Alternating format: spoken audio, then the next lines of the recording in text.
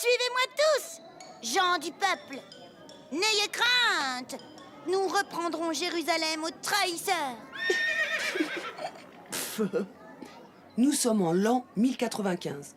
Le pape Urbain II a prêché une première croisade pour aller délivrer Jérusalem qui est aux mains des Arabes. Dieu le veut et le cri de ralliement. Ah, d'accord. Et vous verrez, enfants courageux, vieillards courageux, femmes courageuses, que nous allons gagner. Pas vraiment, Jimmy. Ah bon?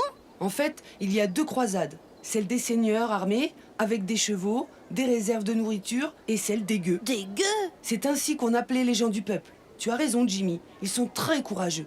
Les parents partent avec leurs enfants, sans réserve de nourriture, avec presque pas d'armes. Juste la certitude qu'ils vont sauver leur ville sainte. Jérusalem? Oui, parce que cette ville est la plus importante du monde pour les chrétiens. Ils vont régulièrement en pèlerinage pour se recueillir devant la vraie croix du Christ et le saint sépulcre. C'est le vêtement du Christ avant qu'il disparaisse du tombeau.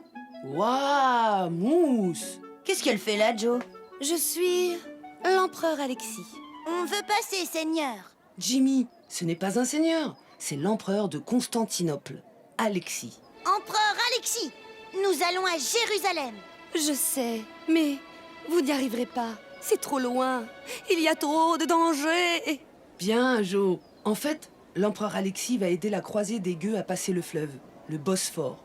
Mais après, il va leur demander d'attendre les vrais croisés, avec leurs chevaux et leurs armes. Non, on est courageux, nous. On y croit. En avant! Ils n'écoutent pas l'empereur, car ils pensent vraiment qu'ils vont faire tomber les remparts de Jérusalem, rien que par leur prière. Et alors?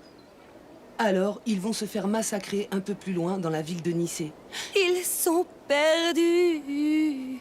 On est combien, finalement? Et je suis le seul chef? Non, il y a un autre chef avec toi. Il s'appelle Gauthier sans avoir. Tu parles d'un nom. Et alors, il est courageux, lui aussi. Pas le cas de tout le monde. Ils sont partis à plus de 12 000 personnes, de tous les âges. Ça devait pas être facile pour les plus petits enfants, cette longue marche. C'est sûr, surtout qu'à Nicée, ils ne seront qu'une petite poignée à être sauvés par des navires byzantins, venant de la ville de Byzance. Tous les autres seront massacrés avec leurs parents par les archers turcs. Eh ben, j'aurais vraiment dû les retenir.